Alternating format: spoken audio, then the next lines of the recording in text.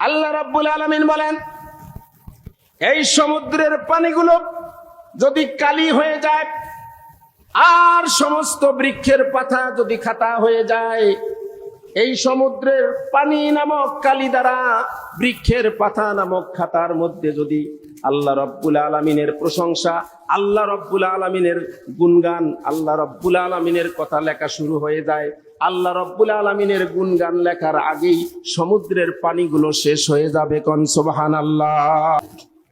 এই পৃথিবীতে মহাসাগর কয়টা বলেন তো? 5টি মহাসাগর। কয়টা? 5টি মহাসাগর। সবচাইতে বড় মহাসাগরের নাম হলো প্রশান্ত মহাসাগর। এই প্রশান্ত মহাসাগর সাগরের সবচেয়ে গভীরতম জায়গার নাম হলো মারিয়ানা ট্রেঞ্চ। এর গভীরতা হলো 36,000 ফিট। কত ফিট? 36,000 ফিট। এরপরে দ্বিতীয় বৃহত্তম মহাসাগরের নাম হলো আটলান্টিক মহাসাগর। এই আটলান্টিক মহাসাগরের সবচাইতে গভীরতম জায়গা হলো পোর্টোরিকো।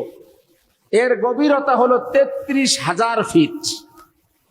তাহলে চিন্তা করেন যে এই মহাসাগরের মধ্যে কত পানি আছে। তাহলে সমস্ত পৃথিবীতে এই 5টা মহাসাগরের মধ্যে কত পানি আছে?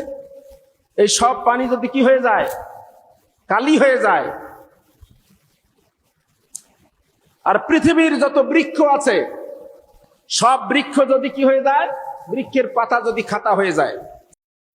আল্লাহ রাব্বুল আলামিন বলেন, এই সমুদ্রের পানিগুলো যদি কালি হয়ে যায় আর সমস্ত বৃক্ষের পাতা যদি খাতা হয়ে যায়, এই সমুদ্রের পানি নামক কালি দ্বারা বৃক্ষের পাতা নামক খাতার মধ্যে যদি আল্লাহ রাব্বুল আলামিনের প্রশংসা, আল্লাহ রাব্বুল আলামিনের গুণগান, আল্লাহ রাব্বুল আলামিনের কথা লেখা শুরু হয়ে যায়, আল্লাহ রাব্বুল আলামিনের গুণগান লেখার আগেই সমুদ্রের পানিগুলো শেষ হয়ে যাবে। কোন সুবহানাল্লাহ।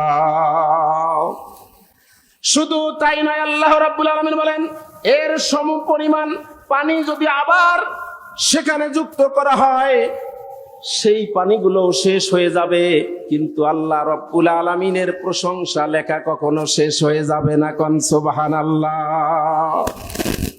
আল্লাহু আকবার। তাহলে কত নেয়ামত আল্লাহ পাক আমাদেরকে দিয়েছেন।